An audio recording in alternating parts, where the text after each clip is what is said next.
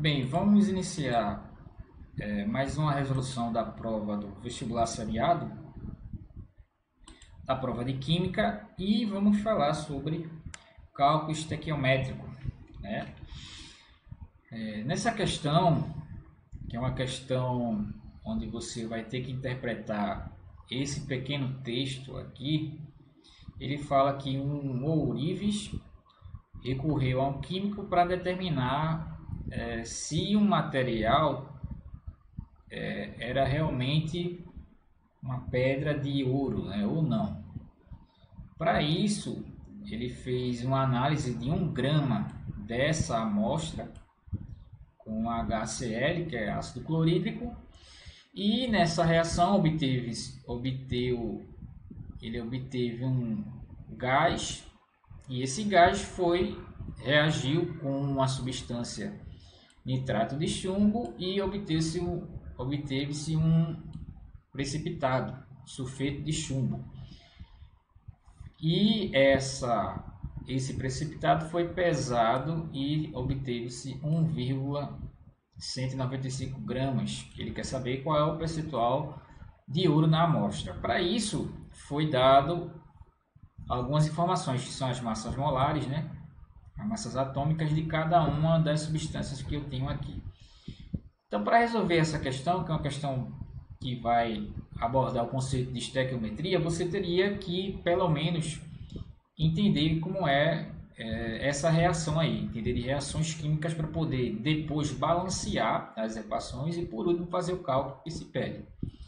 Para a gente contextualizar, a pirita, né, que é um composto de ferro, né, o disulfeito de ferro, ele é uma pedra, né, que parece muito com uma pedra que tenha ouro. Na verdade, ele recebeu um apelido de ouro dos tolos, porque pequenas quantidades de ouro podem, às vezes, ser encontradas nessas piritas. Com efeito, dependendo da quantidade de ouro, a pirita pode ser mesmo fonte valiosa de metal precioso. Então, em alguns casos aí pode enganar as pessoas com esse material.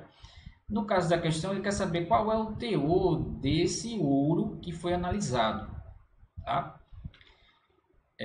Então, a primeira coisa que você tem que fazer é montar as equações. O primeiro dado informado é que essa pirita, que é o sulfeto de ferro, reagiu com HCl. Nessa reação aqui, eu vou ter a troca do ferro com o hidrogênio e eu vou ter a formação do ácido sulfídrico, que é o sulfeto de hidrogênio, e o cloreto de ferro, né? Cloreto ferroso. Na segunda equação, que é a partir do gás aqui, essa substância aqui é gasosa, ela vai reagir com o nitrato de chumbo, formando a substância que ele deu aí, que é essa daqui. Então, você teria que entender como é que funcionam essas equações, montar cada uma delas, balancear, já que aqui tem o número 2, no entanto, não vai interferir nos cálculos esse balanceamento, porque as substâncias que vão importar são apenas 1, 2, 3, 4 substâncias. Dessas, do total de 8, apenas 4 vão ser relevantes para essa equação. Então, o que a gente vai fazer é verificar a pirita, né? O sulfeto de ferro com o disulfeito de hidrogênio, verificar esses dois, e verificar o sulfeto de chumbo com o ácido sulfídrico. Só vai olhar esses dois aqui na equação 2 e esses dois na equação 1, sem precisar dos outros componentes, que não vão ser necessários. Então, você balanceia, verifica o que vai ser interessante e depois você vai calcular a massa molar. Para quem não lembra a massa molar, você pega a quantidade de átomos e multiplica pela massa atômica de cada um dos átomos. Então, aqui, o sulfeto de ferro, ele tem um ferro, né? Então, vai ficar 1 do ferro vezes a massa atômica do ferro. A massa atômica do ferro é 56. Então, vai ficar 1 vezes 56 mais o enxofre aqui tem 1 vezes a massa do enxofre, que é 32. Então vai ficar 56 mais 32. Como todos aqui, com exceção desse aqui, tem 1, né? Então basta somar a massa de um com a massa do outro, né? Então aqui vai dar 88 gramas por mol.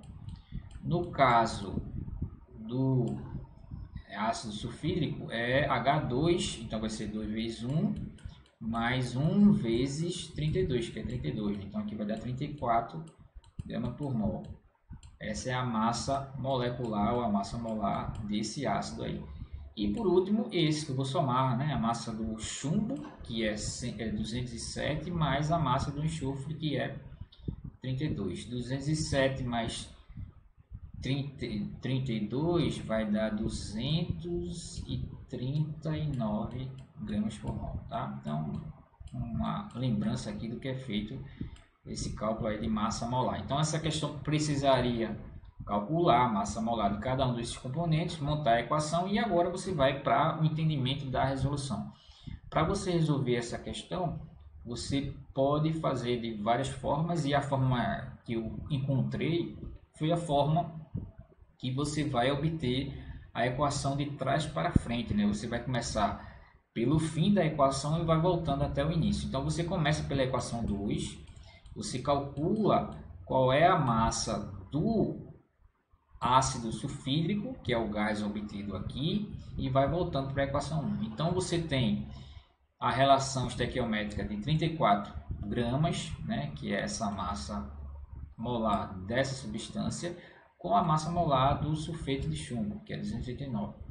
E aqui você vai encontrar a massa que reagiu para poder dar o precipitado, que é 1,195. Essa relação aqui é a relação de regra de 3, né, pelos extremos, esse vezes esse e esse vezes esse. O valor de x foi encontrado e deu 0,17 gramas do ácido. Esse ácido foi totalmente obtido na equação 1, né? Ele foi armazenado para poder reagir com o nitrato de chumbo. E esse 0,17 ele vai ficar na equação 1, ele vai ser o componente aqui dessa equação, já que ele foi totalmente convertido para outra equação. Tá? Então eu vou ter a relação do sulfeto de ferro com o ácido sulfídrico. Então a relação que eu vou usar é essas duas aqui. 88 gramas por mol, que é a massa molar do sulfeto de ferro, vão dar origem a 84 gramas de ácido sulfídrico.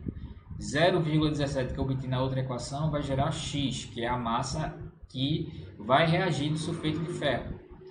Então aqui você vai fazer a mesma ideia, né? Fazer pelos extremos, regra de 3, e o valor de X que você obter é 0,44 gramas dessa substância, que é a substância que está sendo analisada. Só que se você lembra do enunciado da questão, a massa que foi analisada é 1 grama. Desse 1 grama, 0,44 é dessa pedra aqui, a pedra que parece com ouro. Então quer dizer que ainda vão sobrar 0,56 gramas, que é justamente a massa do ouro. Então a quantidade de ouro que eu tenho nessa amostra é, na verdade, 56% em percentual, já que eu tenho 1 grama.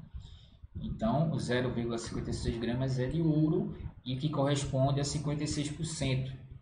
Então essa aí seria a resposta dessa questão, que é uma questão onde a gente trabalhou o conceito de estequiometria, letra C, né? E trabalhou o conceito de massa molar e o conceito de reações químicas, tá? Então a gente finaliza essa aula, né? Qualquer coisa você pode rever o vídeo e tentar tirar dúvidas aí enviando para mim, tá? Então muito obrigado, até a próxima.